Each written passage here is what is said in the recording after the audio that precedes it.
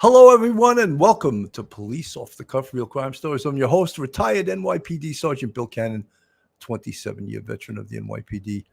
We have a really interesting case tonight, and although it's been going on for several years, this is actually the first time I have covered this case.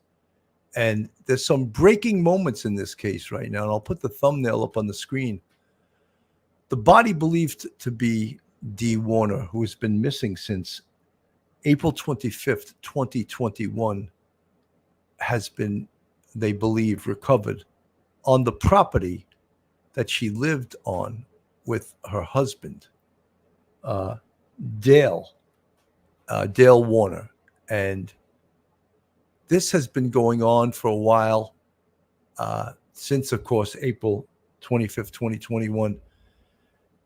And it's sort of an upsetting case because here's this mother of five with this husband. She indicated a desire to get divorced, and she owned a trucking company. So it seemed like she was the big earner in this family. And what is murder usually about, if not betrayal? Money always comes in there somewhere. Money. And he didn't have it. She had it. So she disappears, and they don't find her for a long period of time. And the whole community, that's her husband, Dale, was searching for her for years. And here's even the missing person flyer.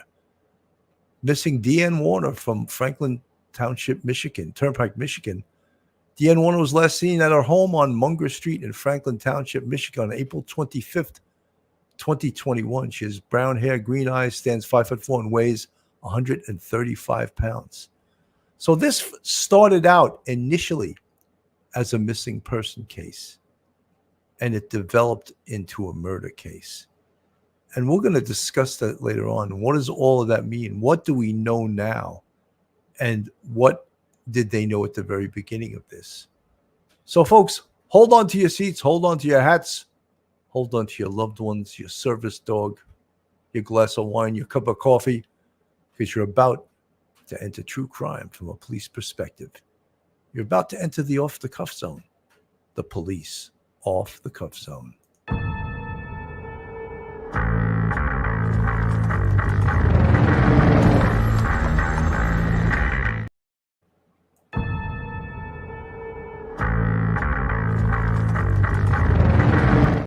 I'm going to take that off the screen tonight. I'm having some problems with our videos tonight, folks, so we're going to go right into it. And luckily tonight, I have with me co-host, retired NYPD Sergeant, professor from Albertus Magnus, attorney.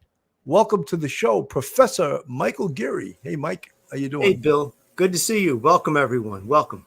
You know, Mike, all the videos are malfunctioning. I hope you don't malfunction during this show. I hope you don't freeze up, you know? Fingers crossed. Folks, for all you folks that are in another part of the country, we've gotten torrential rain here in New York in the last, I guess, 8 or 10 hours.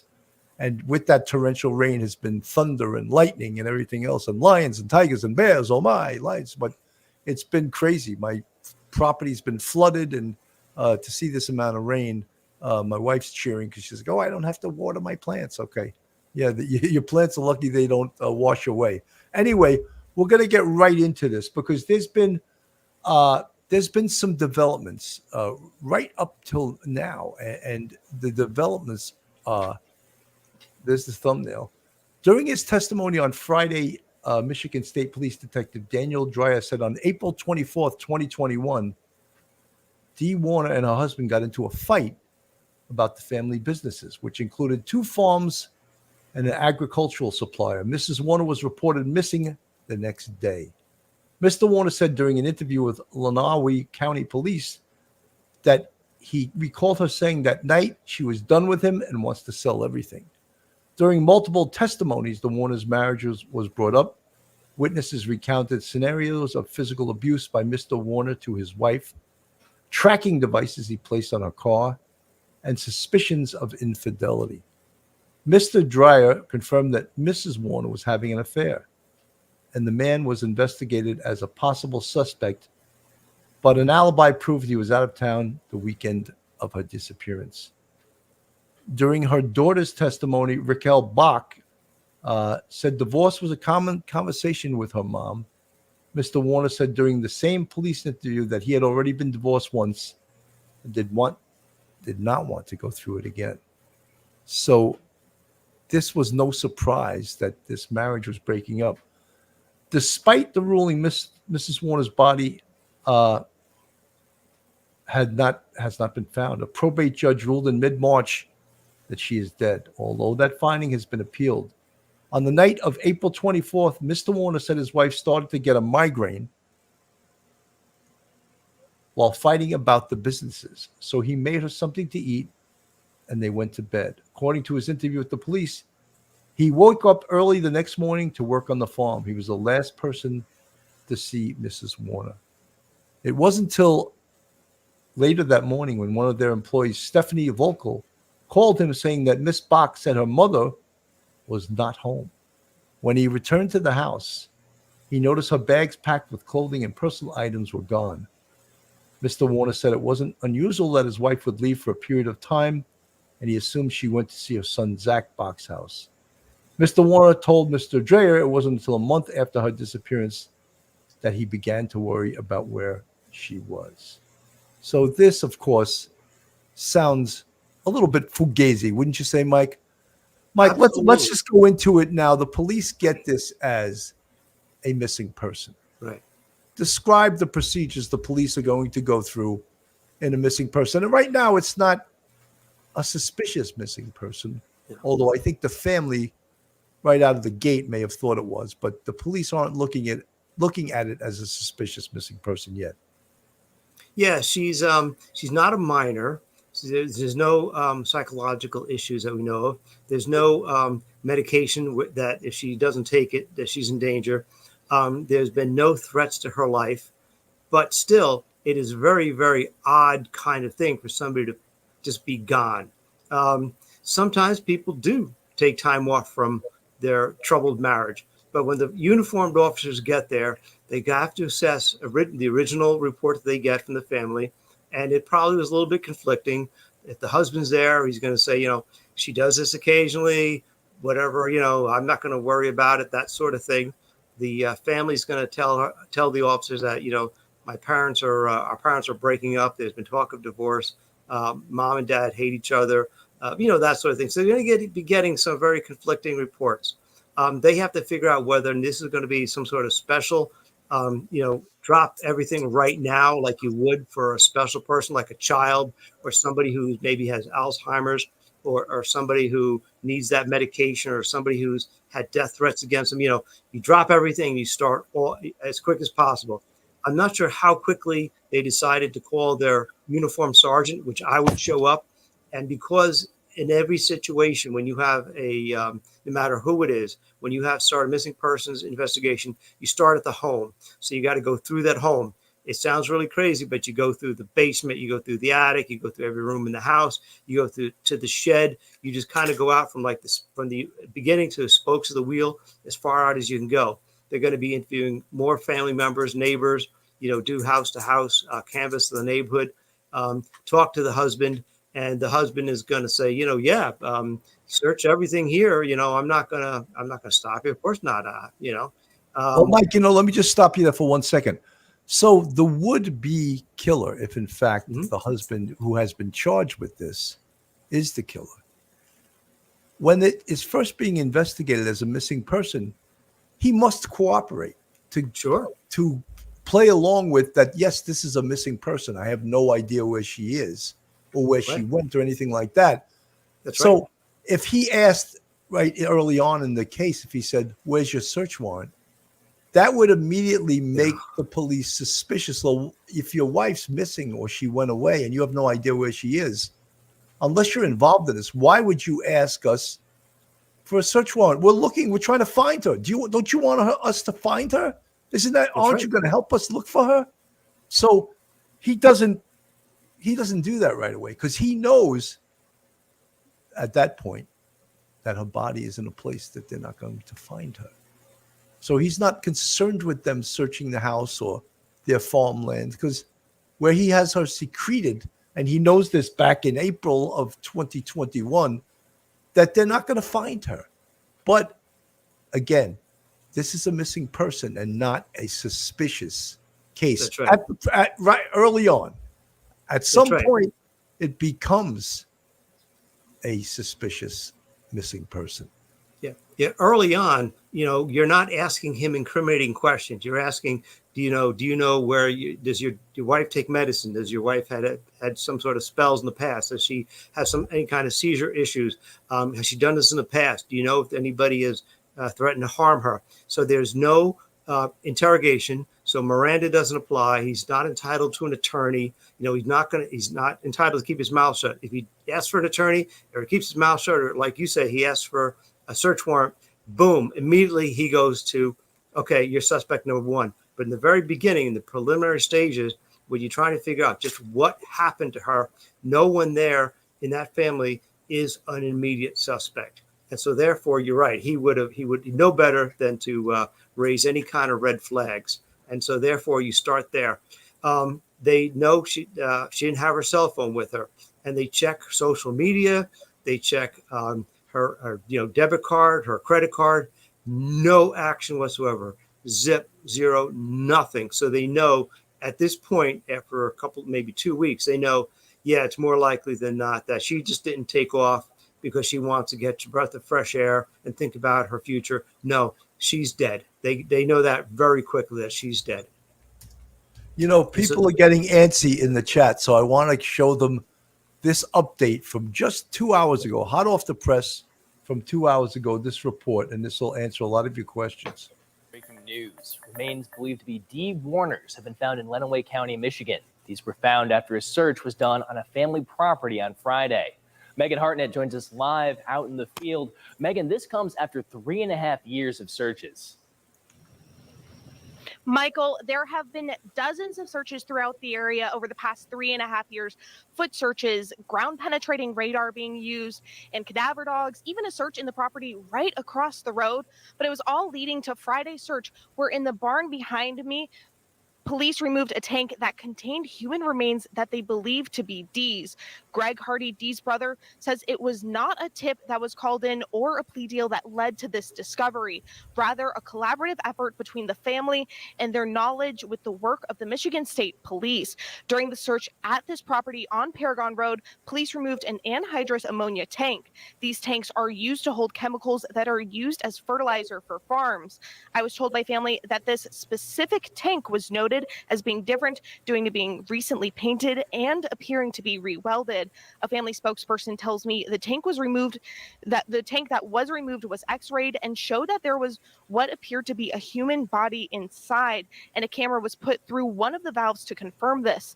The family spokesperson says the tank appeared to be empty of any chemicals. It is believed that the body should be well preserved due to the lack of oxygen or elements. Family and friends tell me that it's been a fight to get to this point, and the community effort has helped a lot. But they say there are a lot of emotions to figure out. Well, it's been a huge roller coaster. A lot of emotion, all different kinds of ways. The feeling of relief and a bit of feeling of anger.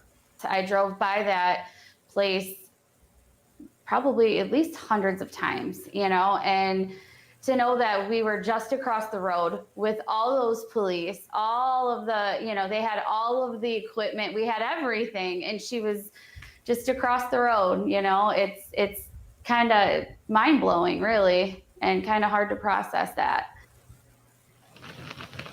The autopsy is scheduled for Tuesday, when the family is hoping to learn more information and find out a cause of death. The next fight for the family is getting a conviction in court. Reporting in Lenawee County, Megan Hartnett, WTOL. So very interesting. And folks, that was hot off the press. And I know there was people in the chat asking, well, what's going on? So I had to go right to that. So one of the things, Mike, in homicide investigation, there's an acronym called MOD, and it stands for motive, opportunity, and desire. So his motive, obviously, because she wanted a divorce. She had the money. She owned the trucking company. She was the successful person out of this arrangement. she was having an affair, what we just found out about very recently. Opportunity. He's got all the opportunity in the world. They're alone most of the time. That's His right. desire was, again, really was money and perhaps maybe a little bit of revenge because she was having an affair. But this appears to be mostly about money.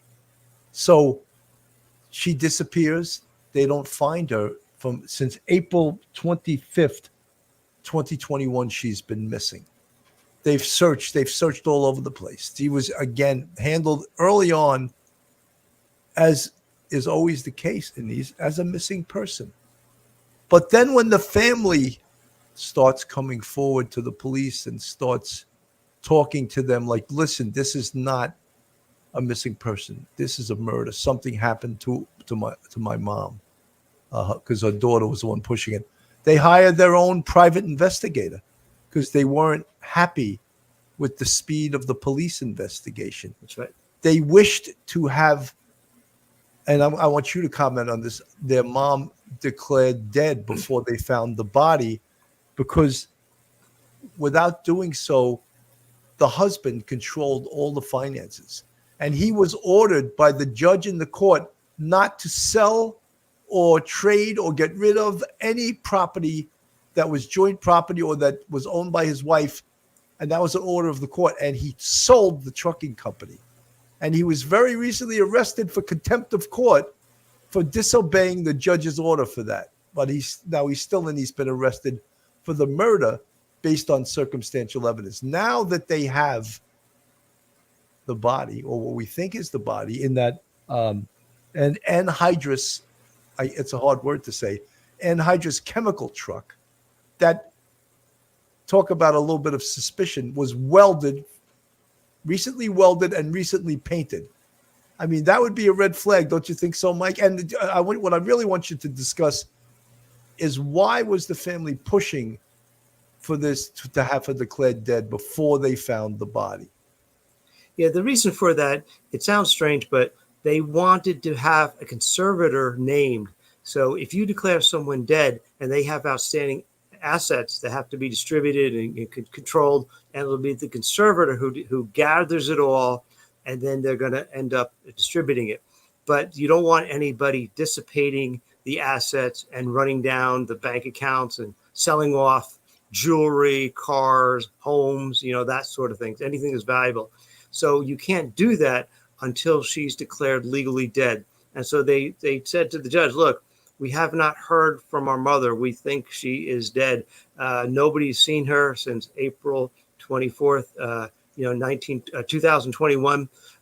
No records, nothing, absolute, dead silence. So we think she's passed away. Please name this particular person as a conservator of her estate, and therefore he can gather up all the assets wherever they may be. He could look at the books of the trucking company, look at the books of the farm, and see what monies were spent, just see what the condition of her assets were. And therefore, he cannot use them. He cannot sell them off. He cannot use them to hire a lawyer. He has to give them up to the conservator. The conservator will take control and report to the judge. So this is why they wanted her to be declared dead.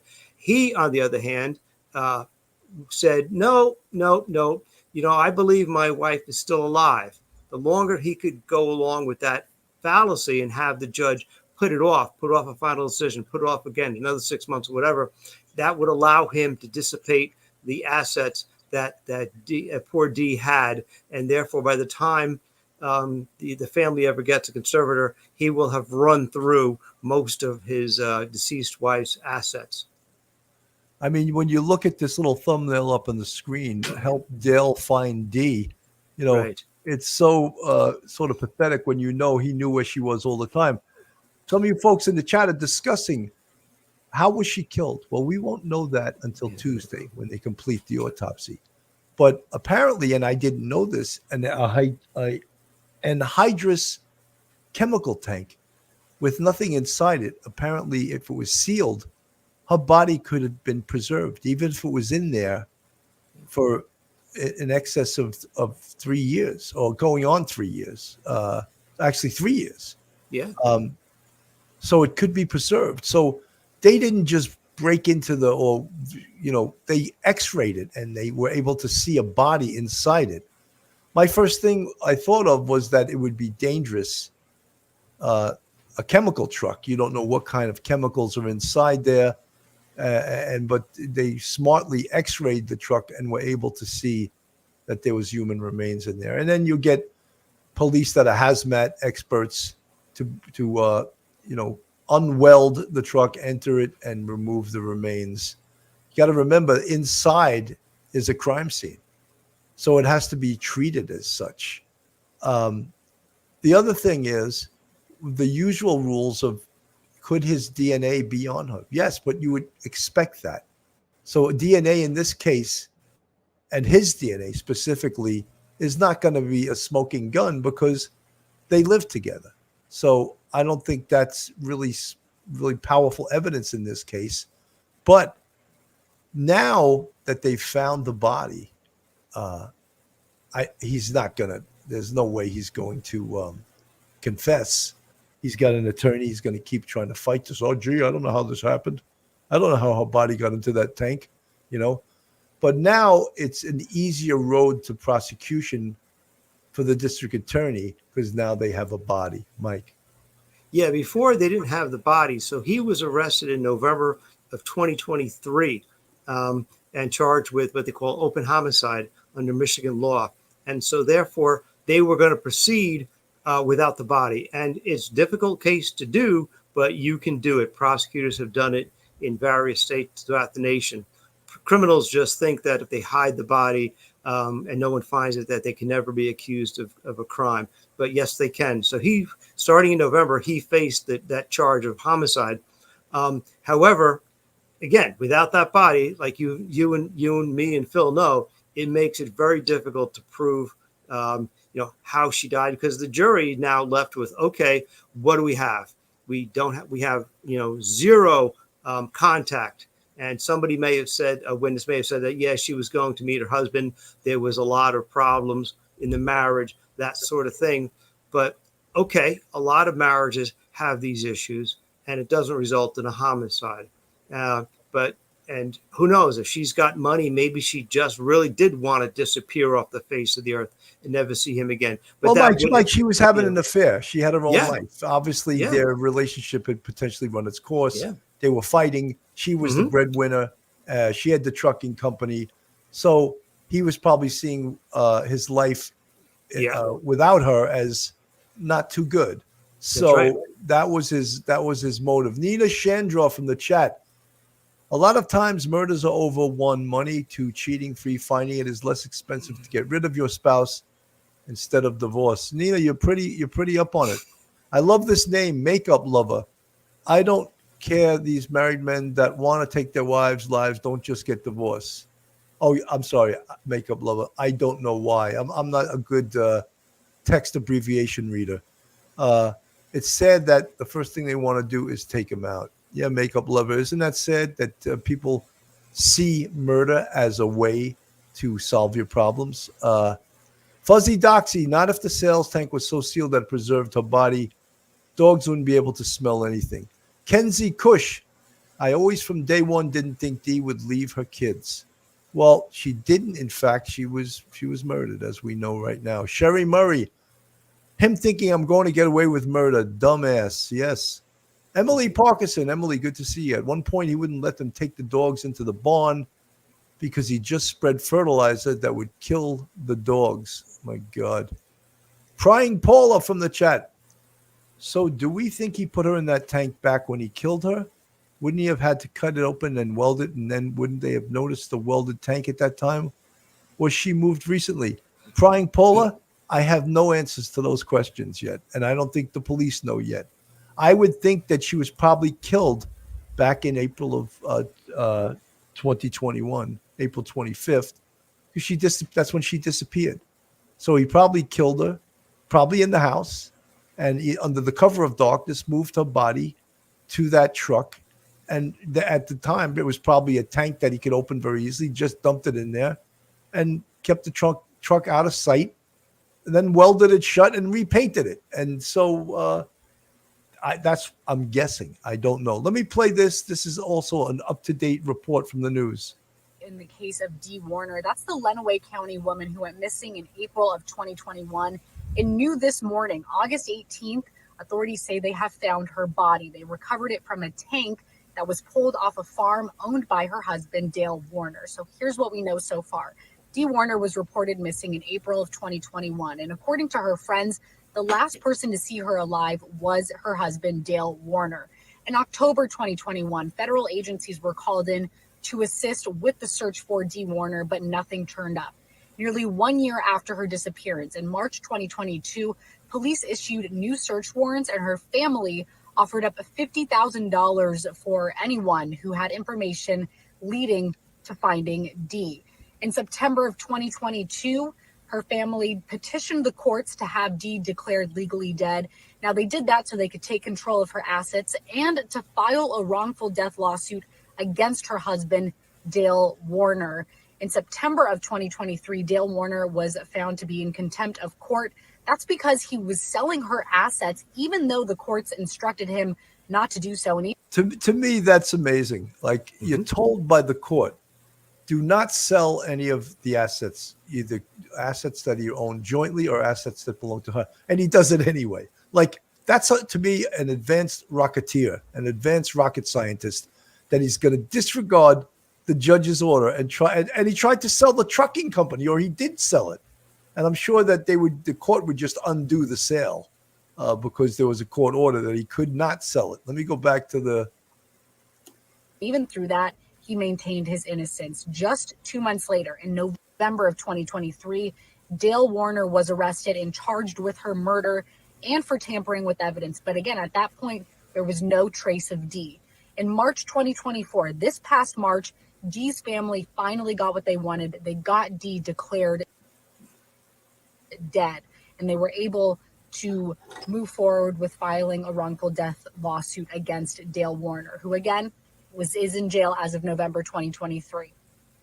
Everything has been pretty quiet since then. That is until this past Friday, August 16th, when additional search warrants were executed on 2 properties owned by Dale Warner. On one of those properties, authorities found a tank. They moved it off the property, and that's where they say Dee Warner's body has been found. Now, we're still waiting on results from an autopsy, which is expected to be completed on Tuesday, but we will keep you updated online as we learn more. So that was pretty well explained. Yeah. You know, that was pretty damn good. But to me, like, here's this guy, the husband, Dale Warner, ordered by the court not to, and he does it anyway. Like, what is he thinking? What is he, and the other thing was the family wanted her declared dead, and I wouldn't have thought of this because they want to sue him for wrongful death, because this was also before they recovered what they believe to be her remains right now, Mike. Yeah, he's not the biggest rocket scientist there is. You're told by a judge, and a judge is, they're God in their courtroom. And they say you will not dissipate the resources. You will not do this. You have to listen to them, because if you don't, you can be arrested for contempt of court. And he was arrested for contempt of court. I guess he just figured he would do it. By the time the family found out about it and they went back to court, to be months and months later, he's probably really hard up for money. He's facing a homicide charge. They want to slap him, and he knows it, and his attorney know it. They want to slap him with a wrongful death lawsuit. That's why he's telling everybody, "Oh, she's still alive," and this is don't worry about it. He just made a hard situation 10 times tougher for him, because now you've got a judge that has him locked up for contempt.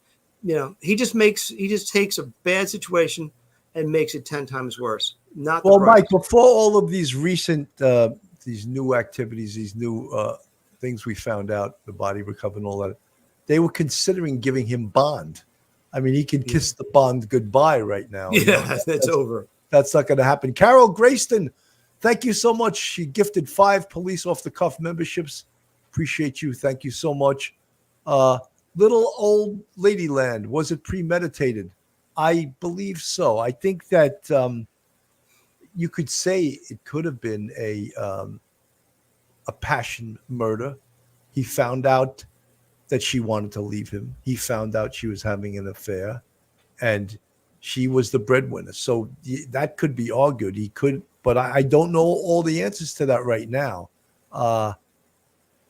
Missy Violet, Dale must have killed his own consensus. No remorse. Makeup lover. The kids, I believe, are old. They're grown children. They're not young kids. I believe. I know she has a total of 5 kids. They must have been from a previous marriage. I think she has one daughter, perhaps, from Dale. And she may be younger. She may be like 9 or 10 years old, but I'm not positive. But I think the other kids are from a previous marriage, and they're grown kids. Miss Betsy, I'm just so glad Dee has been found and brought home for a proper burial, and her kids and friends can say goodbye. Miss Betsy, that's always a concern. You're 100% right. Kenzie Cush, Uncle Bill, I'm from Great Britain, UK. What do I know but his mom and grandma? I didn't know you were from Great Britain. We have a lot of people in here from Great Britain. Elena Gonzalez, this is so horrible. Prayers to her family and friends. Absolutely. Absolutely. Schmitty, good to see you. Like what kind of tank? Sorry, just got here. Schmitty, it's an anhydrous chemical tank. It's round. I wish I would have had a picture of it. I don't. It's made of steel. It's white. It probably has an opening hatch on the top that he was able to open it and stuff the body in there and then weld it shut. So that's where the body was there probably for a couple of years. Little Old Lady Land, in criminal law, a crime of passion is a crime committed in the heat of passion or in response to provocation, as opposed to a crime that was premeditated or deliberated. Little Old Lady Land, it could be either, though. I can't predict exactly when this happened, or if it was in the heat of passion, or he planned this, because he knew certain things. He knew she was having an affair. He knew she wanted to leave him. And so it could have been premeditated, or it could, as you say, it could have been a crime of passion. Doug Ross, I'm a welder guy. It takes a little time for sure, because tank would have smaller valve for hose to fill with chemicals. He would have had to cut a hole, then weld it up again, and paint took him hours to do. Doug, he's had 3.5 years to do it. So he's had plenty of time. Leah, I'm so happy she's been found. Next arrest, justice for Dee. Absolutely. Folks, this is Police Off the Cuff, real crime stories. If you like real crime, true crime from a police perspective, then you're in the right place. And if you're not subscribed to us, you can go on our YouTube and you can subscribe. There it is right there. You can subscribe to Police Off the Cuff. It's actually free. And in fact, I have a button now on the screen. I don't know if you know, it's a subscribe button. Just press it. If you want to contribute to us financially, we have a Patreon with 4 different levels, and we appreciate all the people that are members of our Patreon. And if you want to become a YouTube channel membership, we have 5 different levels, and that's on the screen, www.youtube.com, and you can see all of that. You can join our channel memberships. And if you want to watch more of our videos, just go to the Police Off the Cuff, www.youtube.com/@policeoffthecuff. You can binge watch us on a Sunday when it's pouring raining like it was tonight, Mike, so many different thoughts here. Bad decision, of course, to kill your spouse. And not just that, but it's not like he's going to get away with it, Billy, it's really strange. I was looking through the information before he came on the air, and I found one small article, and I'm not sure if it's true. It relates to what the gentleman talked about, the tank, opening up the tank and sealing the tank. I saw one little bit of an article that said that in like the 2 days after she went missing, Greg Hardy, which is Dee's brother, went over to his brother-in-law's farm and was talking to him, and he was actually working on a tank. I don't know if it's the exact same tank, but he was working on a tank, and he thought it was a little strange and chastised him and saying, like, why are you working on the farm? You should be out looking for my sister, your wife. And he'd forgotten, apparently, according to the story, he'd forgotten about that encounter because he probably had a million encounters, with his brother-in-law. But that apparently his memory was jogged by the FBI saying that they had done a lot of surveillance of his property with the drone, surreptitious surveillance of property with the drone. And they thought about the tanks that he had. They were trying to get pictures of the tanks he had under the big shed. And then apparently, according to the story, Greg Hardy said to the FBI, you know, he did something really weird. And I saw him, he was working on an old tank. And so therefore they decided, according to the story, decided to go back and get a search warrant for the tank. I'm not sure if that's true. It's just one part of a small story I saw. But if true, he took a huge gamble that he might have actually had just put her in the tank and was sealing it up at that particular day when his brother-in-law shows up and is like, why aren't you out looking for my sister? Why are you sitting here on your farm? That he could have actually may have been found out, you know, in like April 27th of 2021. Strange if true, but it's quite ironic that he actually, when you think about it, he actually preserved his wife's body rather than get rid of his wife's body. He preserved it, and it was his undoing from right from the start. Absolutely. Mary Drexlin, I think I pronounced that correctly. Hi, this is Mary from Michigan. From what I've read here, the husband murdered her and put her body in an ammonia-based fertilizer tank. He welded the tank shut and painted over the opening of the tank. Mary, we thank you for that, but we have discussed that. And what we're discussing now is, when did he do it? Did he do this right around the time which she went missing? I think that would have made more sense than doing it later on. Doug Ross from the chat. I'm in oil patch, deal with tanks all the time. No hatch on chemical tanks, too dangerous. Hoses screwed on, filled by pressure. Some like propane tanks, kind of the same style, but liquid in one, pressure in another. Doug, thank you for all this technical information, which I have no idea about. I'm not technically minded, but thank you so much. I want to play this from News Nation. We'll put this up on the screen. If I can get it up on the screen. Here we go. Okay. Disappeared in April of 2021, leaving behind her children, her grandchildren, and a lot of questions. The 52-year-old was last seen at her home near Tipton, Michigan, about an hour west of Detroit. Correspondent Sloan Glass joining us tonight. Investigators say that this case is far from cold. In fact, they have now formed a new task force to investigate. Do they have any new leads? Well, Marnie. So obviously, folks, this was before today's or tonight's news that they have what they believe to be the body of Dee Warner. Just today, we spoke with the sheriff just a few hours ago. He said the task force continues to get tips and they, quote, work on this case every day, all in hopes of getting answers to what really happened to Dee Warner. My mom was a very outgoing, fun, life of the party type person. We were her world. Her kids were everything to her, and her grandkids. Dee Warner, 52 years old, with 4 grown children and another daughter from her second marriage to Dale Warner. She vanished April 24, 2021. Signs serve as a reminder around Lenawee County, Michigan, as well as this giant billboard. But Dee Warner's daughter says her mom and stepfather had been fighting a lot about their farm and trucking business. And on the night Dee disappeared, I knew that they were fighting Saturday, and I knew it was going to escalate Saturday night. She told me that she wanted a divorce and she wanted to leave and she wanted to sell her trucking company and be done. She made arrangements for her 9-year-old to stay with a friend.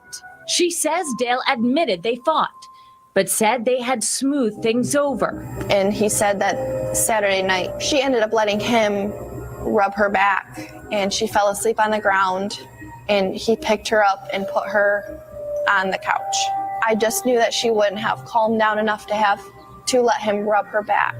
There may have been an argument of some sorts. It was nothing out of the ordinary. Larry Lieb represents Dale Warner, who police have labeled a person of interest. Dale Warner has been open. He's been talked to by the FBI, the state police, the sheriff's department multiple times. He visited all of his properties, his home, his office, his barns. They've even gone out into the fields with Sonic. Lieb says Dale is innocent, and they've turned over data from his Apple Watch to prove it. The biomechanics showed that he had no elevated heart rate, no elevated breathing, and the GPS showed that he was where he said he was, which was at home. Lieb and Dale have an alternate theory and say this note, written by Dee and found in her nightstand, shows she was thinking about leaving. I know I have to make a change, it says. I don't know what direction it will be in, but I do know that if I don't soon, then I will wreck myself. I really want to love life again, smile again, feel love again. He believes she always talked about going to Mexico or going to Jamaica, and he thinks that she decided to go where she would be comfortable and not be found. He says they found records that show Dee was preparing for a while. Dee ran the businesses. She diverted money to various accounts. She had an off-book bank account in which money was transferred to cash. We believe that she planned on leaving. She didn't tell anybody. Dee's family marked the one-year anniversary of her disappearance with a vigil in April. Bach is adamant her mother would never have left or stayed away so long. I know that if my mom was still alive, she would have contacted one of us. She would have never left my little sister with him, ever. The sheriff told us that investigators have searched several properties in connection with this case, more than 1,000 acres overall. They continue to follow up on leads, and he says they won't stop until they get resolution for Dee Warner's family. The family fearing that she is no longer alive. Sloan, thank you. If you have any information on Dee Warner, what happened leading up to... So obviously this was before today's news that they found her body. So Mike, interesting in a way because, well, very interesting that she was planning on leaving him and she was setting up the bank account. She had written to people. She had told people she was, again, I don't want to harp on it, but she was having an affair. He probably found out about that. And the fact that she disappeared and she had a 9-year-old daughter, her grown children said she would have never left and run away and leave that little girl with Dale. She just loved that little girl so much. So these are all indicators that something fugazi, as we say in New York City, happened here. And the attorney going up on the screen and saying, oh, he's cooperating. This is not the typical homicide investigation because A, it started out as a missing person. B, it's a husband and wife. C, they didn't find the body till just very recently. And the missing part of this took place several years ago, over 3 years ago. So they had to gingerly handle this investigation as a missing person till there were indicators that it was not. There was something quite egregious in regards to this case. Mike? Yeah, occasionally you'll hear of a woman leaving her children, but that's really, really rare. It's almost never that you hear of a woman leaving her children. A husband leaving his children, maybe setting out on his own, but any time that a mom just leaves the children, A, and B, disappears off the grid completely, never contacts any family members to let anyone know where she is, months later, years later, absolutely, she's passed away. She's no longer alive. I mean, it's crazy for him to keep saying, oh, yeah, she's probably, but he had nothing else to say. Oh, yeah, she's done this in the past where she's disappeared. And, here's the note that I found, that sort of thing. Yeah, the police, as you say very well, thank you for saying that, they were handling this very gently. They probably knew after maybe 30 days that this was absolutely a homicide and he was suspect number one, person of interest number one. But like you say, they have to handle this as a missing persons report rather than a homicide report, because this way you can talk to him and the way you approach him is very, very different. He's not. You don't want to tip off what you think about about what his involvement may be. So the police did an amazing job. These things take a while. We've seen this in other cases. 6 weeks for the Koberger case. We only had like 4 days, 5 days. In the case in Florida with Miss Jennifer Soto. Madeline Soto. So it varies, but anytime you get a case of a woman just disappearing off the face of the earth and never seeing her children, alarm bells should ring. Absolutely. Well, almost all of our cases, the digital evidence becomes so prime and so important. In this case, I'm sure they looked at his business records. I'm sure they looked at it. They still talked about his Apple Watch. I'm sure they looked at his computer. I'm sure they looked at his cell phone.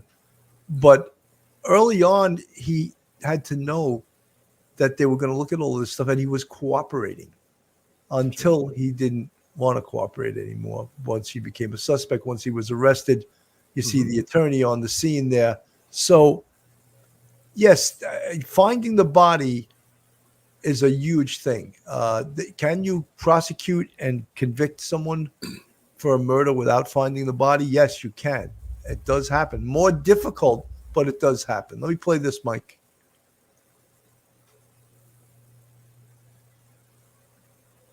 Not guilty to his wife's murder 2 years after her disappearance. Dee Warner's husband, Dale Warner, was arraigned on murder and tampering with evidence charges from jail today. He pleaded not guilty to both charges. We talked to Dee's brother, Greg Hardy, about the case and the fact that Michigan does not have the death penalty should Dale be found guilty. Well, that's the best I could get. I mean, that's the most I could get. Recognizing that there is no death penalty in Michigan. And in some cases, I would be a law and order person that would believe there should be. But it is what it is. Warner's attorney asked for him to be released on bond. The judge said no for now, but will hold a bond hearing Monday morning to revisit the request. Christy Gurlett breaks down the case from the time Dee disappeared in April of 2021 to Dale's arraignment today.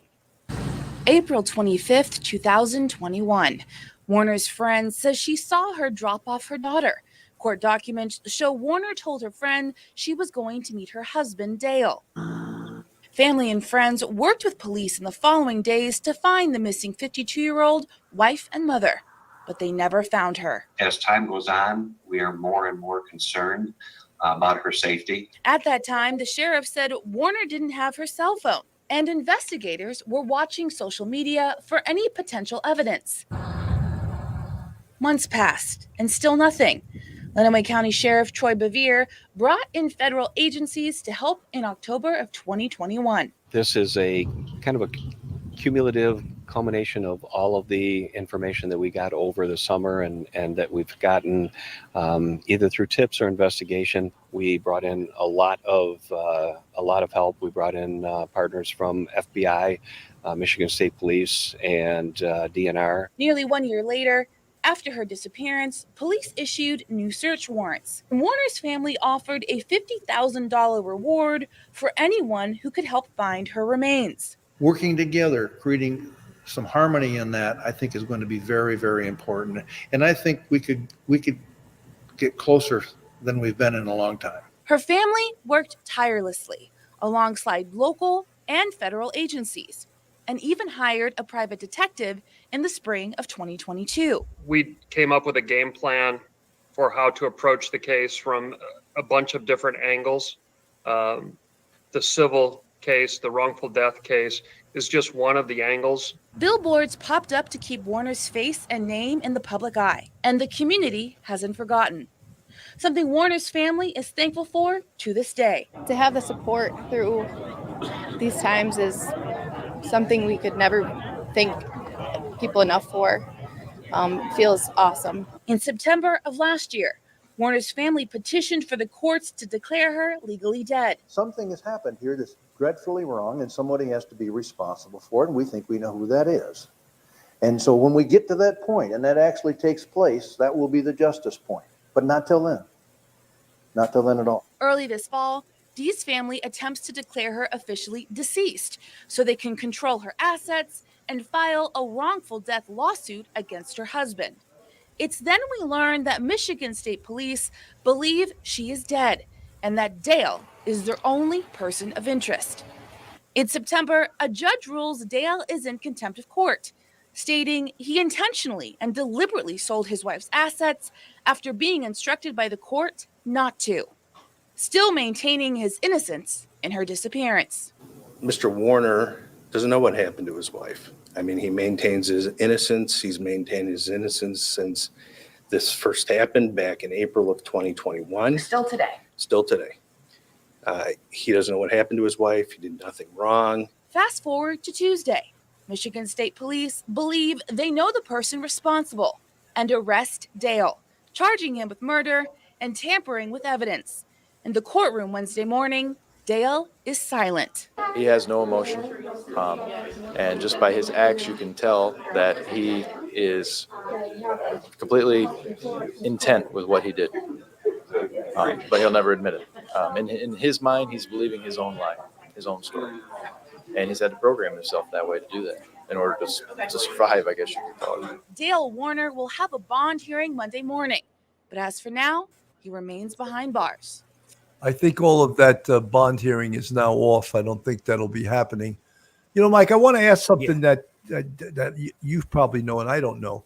Now, if a judge gives a court order forbidding you to sell any of assets, isn't there any legal document that attaches to that if you tried to sell a business, there's legal paperwork that you have to fill out? Wouldn't that prevent the sale just by a computer shutdown, a bank transfer shutdown?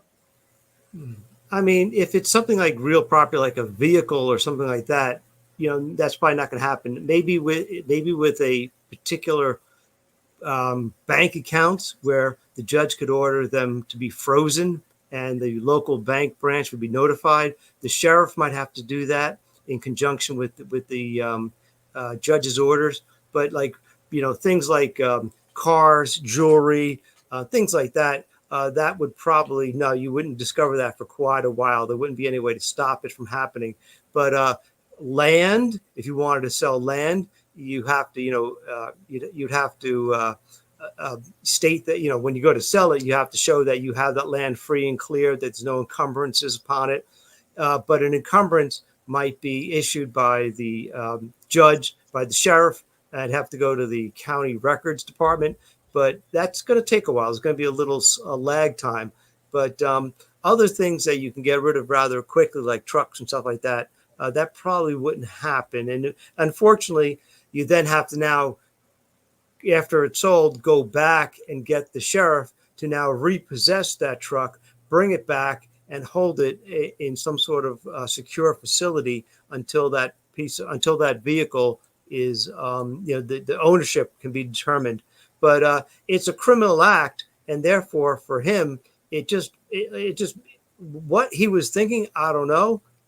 Both he is an attorney, because he had an attorney. I don't know what his attorney is advising him, but his attorney deserves to be arrested also for what his he may have told him. saying sell it and pay me. Yeah, right. The attorney's like, yeah, I got to feed my kids. I'll deal with that contempt. That's nothing. You're getting charged with murder. Sell the trucking company, pay me, and then we'll deal with that arrest later. Yeah, compared to murder, contempt is nothing. That's right. Maybe that's what he thought. Like, who cares, right? Who cares? Doug Ross, strong, solid, independent woman, man, that's my dream woman. Well, Doug, this isn't a dating site. Just kidding, buddy. Rebecca Bullseye, I am blessed butterfly. You guys are talking to each other in the chat. That's good.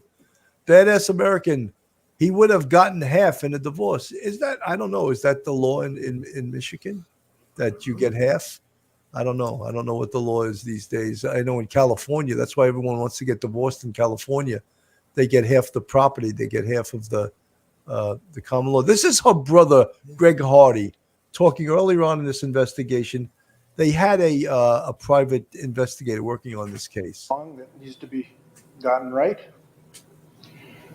And it's a difficult position for our family because keep in mind that this is a close-knit community. We know all these people, including the person my sister was married to. Known them for a long time. So it's painful for us, me personally, and us as a family, to have to do what we're doing. Part of her escape plan was to purchase a lake house just down the road here. Right? She tried to do that without Dale knowing about it. Dale found out about it. Right? So she knew that this was going to end at some point, and she was trying to figure out how to get out of it safely. Right? But he was keeping tabs on her, like I shared with you last night. Tabs on all of her movements, on her financial stuff. She would try to do things to keep herself safe. It was just not possible in that relationship. So she tried to have an escape plan, and not to go to Mexico or Jamaica, an escape plan to go 5 miles down the road, right? Just to get out of that situation. And the fact that there had been a history of abuse, of violence. Unfortunately, I didn't recognize this when I could have. And my sister, in all fairness, was a very strong woman who didn't really want to admit this kind of a problem. I'm convinced of that now. I didn't know it then. I didn't have any idea.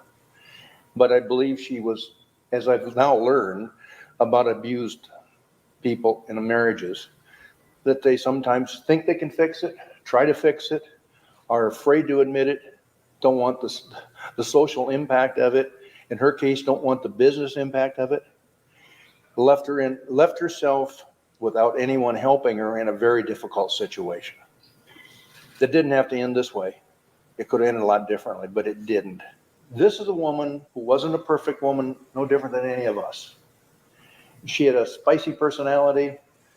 I always said that she could be in an argument with you today and be hugging you tomorrow. And that truly is her. But something has happened here that's dreadfully wrong, and somebody has to be responsible for it, and we think we know who that is. And so when we get to that point, and that actually takes place, that will be the justice point. But not till then. Not till then at all. So that was at that point where they knew something really bad was occurring. But someone asked it in the chat, or someone put a great comment. Fun to ski. Dee owned Warner Trucking Company, and they were nationwide, along with the renting out farm equipment. Dee was a smart woman with an excellent business sense, in my opinion. Well, fun to ski. I think that's evident that she was a smart woman, and her brother was praising her there. But one of the things I just want to mention, if anyone even listening to this this show is in an abusive relationship like that, make sure you tell somebody. Make sure you tell someone in your family. Make sure you tell your best friend. Make sure you document it. Make sure you let people know, because people go through it silently. And if something really horrendous happens, it's like the friends and the family can be the last ones to know. And no one on this earth should get abused by anyone, by a spouse, a lover, a family member, no one. And the hard thing about this, and I've seen it, I've seen it in my police career lots and lots, is to safely leave a relationship. And that's the key word, to safely leave. In New York City, which of course is not the perfect city and by no means, but many women that were in volatile and violent relationships, they would leave under the cover of darkness, literally, and go to a shelter that was specifically set up by the city, and the spouse was not allowed to know where the person went to, so that that person could get their affairs together. They could live there for free. I don't know what the length of time was that they were allowed to live there, and then get the hell out of there, get away from this abusive spouse. And that, of course, is the scariest part of this. And this is, I think, why many police departments, many social service agencies have done a better job, not a great job, a better job in recent times in dealing with domestic violence. And that's why in my police career, and I'm sure in Mike's also, almost every incident of domestic violence was a must arrest. Oh, you had to put cuffs on everybody. And there was very little leeway, very little decision-making, very little discretion for the sergeant on the scene to have. It was spelled out for him in the police department's domestic violence procedure. And the person that had the discretion, yeah, you're looking at him, the sergeant, either Mike Geary or myself. But when I would err on the one side or the other, I would err on the side of arrest, because I did not want to leave a location that where I wasn't sure. I was like this. I'm shaking my hand back and forth for those that are listening. I would err on the side, no, I don't feel comfortable leaving this household and leaving this person here. I'm going to lock him up. I'm going to lock her up. Believe it or not, women got arrested too for it. And this way I can sleep. I can sleep tonight, because if I walk away and when I leave, this guy kills her, guess who it's on? Guess who's responsible for that? You bet.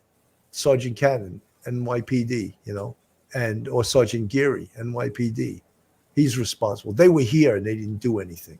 I never wanted that to be said connected with my name in connection with a domestic violence incident. Mike. Yeah, Billy, since I was on the job, and you, me, and Phil, they're always the most troubling, because you have sometimes criminal actions taking place, but it's taking place in the context of a family. And there's so many emotions. Sometimes people go back and forth between love and hate, anger, contempt and love in 15 minutes. They're going back and forth, back and forth, back and forth. And so wasn't it, I remember years ago when I started, we barely ever took a complaint report. And then later on, things changed. You had domestic violence detectives in each precinct, and you had to, because the city didn't want to be held civilly liable, you had to take complaint reports, and then you had to do the must arrest. There were times where I had to lock up both a male and a man and a woman because I couldn't decide, but I had to cover my ass, CYA. I had to cover my ass so that if anything ever happened later on, they can't pin it on me. Because I've seen times where, and I'm not going to talk about it now, but where cops tried to do what they thought was the right thing for the husband, and it turned out to be the wrong thing and end up in tragic circumstances. It's really probably one of the most troubling kinds of calls a police officer can get. Even to this day, it's really difficult, because you have this kind of relationship and this kind of violence. And the time that a woman or man says to the opposite spouse, that I am now leaving and I'm walking out the door, that's a flashpoint, because once that door closes, that person may never come back again. And so therefore, that's a really dangerous point and an occurrence. So this isn't an unusual kind of thing where there is a lot of violence at the moment somebody finally says, I've had it, and walks away. Hey, Mike, how about the Gabby Petito case? Yeah. We all watched that case, and we watched the Moab police respond to it. It was all on body-worn video. And from my experience in watching this, I thought they did a pretty damn good job. And if anyone was going to get arrested in that case, guess who it was going to be? It was going to be Gabby Petito, because she admitted to hitting him. Oh, she did. That's right. She did say she struck him. Admitted it. Yeah. And then so, and people argue, should they have arrested both of them? Would that have solved the problem? And it wouldn't have solved anything, Mike. And we also said, well, wait a minute. What if one of them was arrested?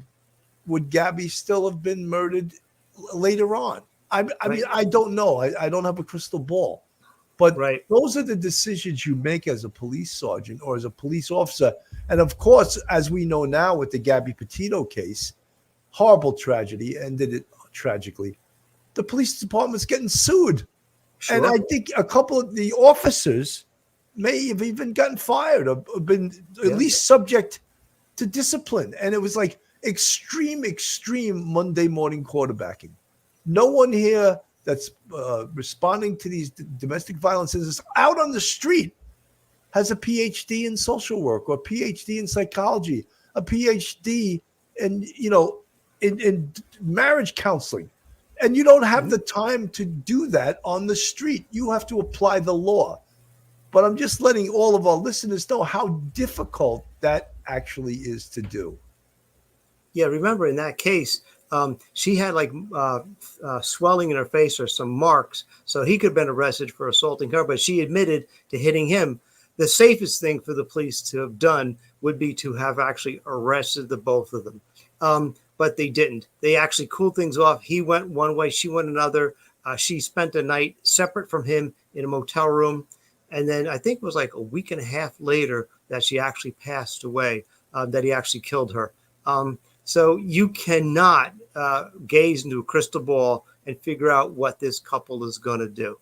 I've had some really crazy couples that have gone to court and have told the judge, I don't know why Police Officer Gary arrested my husband. I never wanted him arrested. And I said, wait a minute. At 3 o'clock in the morning, a month ago, she was screaming, God help me, as he was beating her up. And the judge just sat there and goes, oh, the DA's like, oh, okay. The defense attorney's like, oh, okay. This is what happens. This is what happens. These are really, really tough situations. No one's going to win in these situations, unfortunately, because they are trouble. Because remember, you parachute into that marriage with a 911 call. You don't know what has happened over weeks and months and years, and you don't know what's going to happen in the future. Very troubling calls. Absolutely. Swifty Sue. Yeah, waiting on cause of death before he stuffed her into the tank. Swifty Sue, we won't know that at the earliest. Probably the autopsy is going to be done on Tuesday. They probably won't release it right away anyway. And because the body was in there so long, they may not come up with a determination immediately because they also have to do toxicology. And toxicology could take 6 to 8 weeks to come back. So even though the autopsy is Tuesday, don't expect that the answer is going to be there Tuesday. So we know they found, we believe the remains of Dee Warner, but we don't know the cause of death. And as I said, the autopsy is going to be Tuesday, but we may not get immediate answers to our questions. I know we all demand that in this day and age. We all want immediate gratification, but I don't think we're going to get it. Nina Shandra. There can be numerous reasons for someone to leave a relationship: cheating, domestic violence, other things. Depends on the couple and the situations they're going through. Nina, you're very wise. Of course, that's true. Let me see what else we got. Badass American. In any business, if you're losing more than you take in, it's time to sell off for a good price. Wished our government would learn that. Yes, I think that they need to learn that. Alan G, a man who puts his hands on a woman is a coward. I agree, Alan. That's not okay to do that, or vice versa. It's not okay for a woman in anger or to assault a man. It's against the law. All right. And if the popo comes, someone's getting arrested. And that's just the way it is. Heather, whatever. People need to believe how dangerous it is. It takes what it takes, as they say. Sad and scary. Look, as I go through the chat, as I talk to you guys, everyone's had a life, right? Everyone's been in bad situations. There may be many of you that have been in, or maybe are in right now, abusive relationships. And, I would always say, get out. And it's easy for me to say, to get out, I remember when I used to teach college, and 99% of my students were Black and Hispanic kids, poor kids, great kids. I love the kids, right? But I knew I could look out into the classroom, and I knew many of these people are being abused, many of these people are being beaten by their boyfriend or significant other. And I used to tell them all the time, don't you ever let anyone put their hands on you. And some of them would look at me like I was crazy, like I was telling them something that they had never heard before. But if I saved one of them, if I saved two of them, some of them would come to me privately and thank me for some of the things that I taught them, And I still stay in touch. I've been out of teaching since 2016. I still stay in touch with them. They call me. Some of them still call me and reach out to me for recommendations or other things. And I have no, as I said, I had no problem with that. But you know, if I saved, and Mike, I know is the same way. He's a teacher also. If you could save someone's life or make someone's life better by advising them, even in things that may be not related to your teaching, it's a good feeling. It's a good feeling to do that as a cop too. Yeah, sometimes the most important things that you can teach your kids are in the privacy of your office during office hours, when you can speak, you know, as a person to person rather than a professor at the board. Those are really important hours. Very important. No, 100%. Let me play a little bit more of this from News Nation, I believe it is. And she was killed. Tell us a little bit more about what evidence you all have. I know the family hired a private investigator. You have been working with police. They've formed this task force now. Can you give us some more detail about what evidence you have to back up your claims? Well, there's a lot of evidence. I mean, more than we can cover on this program. Obviously, I have had a number of detectives work for us and work for me over several months, more than a year that this began. And you know, if you take the obvious and just take a look at it, she was home alone with her husband in a dispute. There was no evidence of her leaving the property whatsoever, with no cars gone, no images of her on any of the security cameras on the grounds, no evidence from any person who was a friend, a relative, any kind of a contact that she'd known in her entire life. You don't just open up the yellow pages on Sunday morning and call somebody to pick you up. And there's plenty of evidence that if she were planning something like this, the so-called lawyer that was representing Dale Warner there on your previous tape, I mean, the guy is making up stories that are absolutely impossible to corroborate with anyone.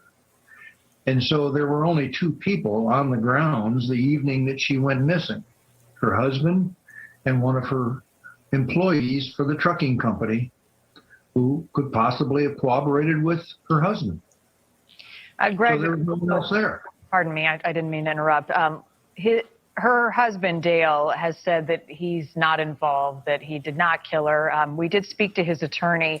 For folks at home, I want to play a bit of that interview that we did not share in the story for folks at home to listen to, and you as well. And then I want to encourage people to join in the conversation. If you have a question for Greg, please list it below. Let's listen to Larry Lieb, the attorney for Dale Warner.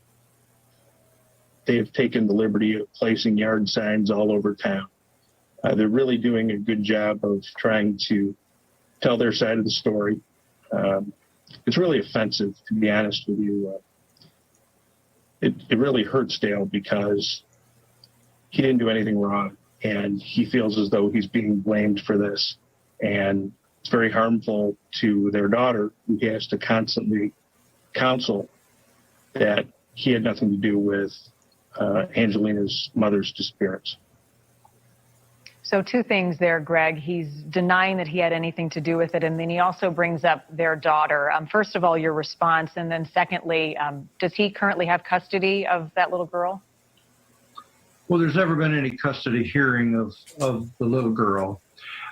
She has just been kept there, and they've been unwilling to even let the little girl see her older siblings or any other family members that, by the way, she normally saw on a daily basis. In regard to Mr. Lieb, you know, the guy is a blundering idiot. His story doesn't hold any water, and he's provided absolutely no evidence whatsoever about the things that he claims that Mr. Warner feels bad about. Dale Warner has not spent any time, any money, any effort, and provided absolutely no evidence to corroborate his story that she just disappeared or she planned to escape. He's claiming that there's evidence that she was taking out money, had some different accounts. Has that been turned over to investigators, to police who are working this case? Well, they've been uncooperative about it being turned over. As you may know or may not know, there's been a conservator appointed to represent my sister. There's now been a second conservator appointed. And that first conservator was a CPA who went through the books in detail and didn't find that Dee absconded with any money, but what he did find is that Dale Warner absolutely took money from her company, DDW Investments, and transferred it into his name. I mean, Mr. Lieb doesn't speak about that at all.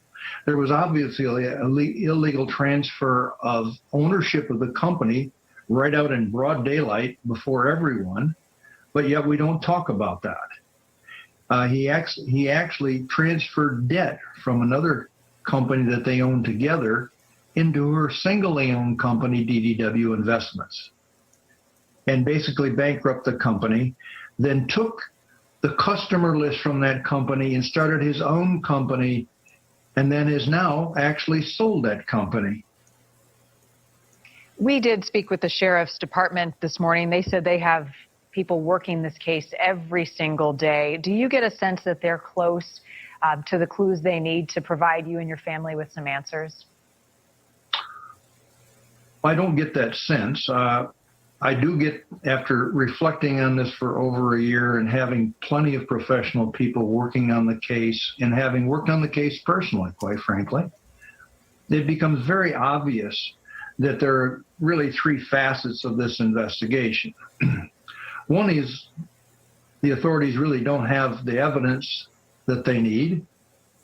We have obviously strongly disagree with that. We have mountains of evidence that what we said took place, what I believe took place. Secondly, there may be a lack of either interest in getting it accomplished or incompetence. And lastly, you'd have to try to figure out a motive why they haven't acted further than they have. You have to even consider the issue of perhaps corruption. Well, I'm not going to get deep into this. That was prior to what the happenings that just happened very recently, that they've, of course, found some remains. Heather, whatever, thank you so much for the $4.99 super sticker. Very much appreciated. Someone asked in the chat, how did they know to search that anhydrous tank, the truck that was an anhydrous tank? How did they know to search that? The police aren't saying they got a tip. They're not telling us. Did they notice that it was perhaps parked under a little garage type of thing, or it wasn't out in the open? So that raised the suspicions.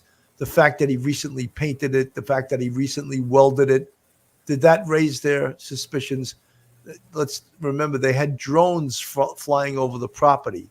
So they obviously had probable cause because they got a search warrant to search that truck, and they x-rayed it with it because it was welded shut, and they saw inside was human remains. So at this point, pending the autopsy, they can't definitively say 100% that is Dee Warner, but they're pretty much saying that right now. And on Tuesday will be the autopsy. Will we find out the cause of death on Tuesday? I don't know. The autopsy the findings can take longer than that. Again, part of the autopsy in a case like this is toxicology, and that can take 6 to 8 weeks to come back. So we don't expect necessarily that we'll have all of our answers answered Tuesday. Mike, this was a really interesting case, and as updates come in, we'll fill in our audience. And I really like to, when we do these cases, if we can spew some of our wisdom, maybe that's not the word spew, if we can give some of our wisdom, pass on some of our wisdom to our audience, and perhaps help someone that might be going through a similar situation like this, so that it doesn't end in murder, that you get out of a bad situation early on. And again, if I can help someone, I really feel good about that, about being able to do that, to have my little bully pulpit here where I preach hopefully good things. Mike, we've been on almost an hour and 20 minutes. Your final thoughts, and I want to thank everyone for tuning in tonight. I see a lot of new faces in the audience, new names in the audience. And very easily, just right on the screen, you see that subscribe button on the right. Just click it. So easy to do. Mike, your final thoughts. Final thoughts, Billy. It's good that the police kept at this case, slowly but surely building a case since April of 2021. I'm sorry, and I looked at that video to see Mr. Hardy, Dee's brother. I'm sure he's really super frustrated, and I'm sorry that he thought maybe there was incompetence or something like that involved. But the police were involved. The local police were involved. The Michigan State Police were involved. The FBI got involved. And so they did the investigation in an orderly manner. And so they came to a great resolution. So we should all be thankful for that, and thankful that because of this, it will ensure that finding Dee will ensure, hopefully, that Mr. Warner never sees the light of day ever again. Very well said, Mike. From the chat, Doug Ross, thank you for the $2 super sticker. Much appreciated. Again, folks, I see some people in the chat that have Barbara Miller. It's in the past, but these types of cases always wake up memories no matter how hard I try to stuff them down. Well, Barbara, I know you had some bad situation in your past. I'm glad you got through it, and I'm glad you've moved on and you're safe. That's the most important thing. Folks, again, I'm Bill Cannon from Police Off the Cuff, Real Crime Stories. I want to thank everyone for tuning in tonight. Have a safe night, and God bless everyone. One episode just ain't enough.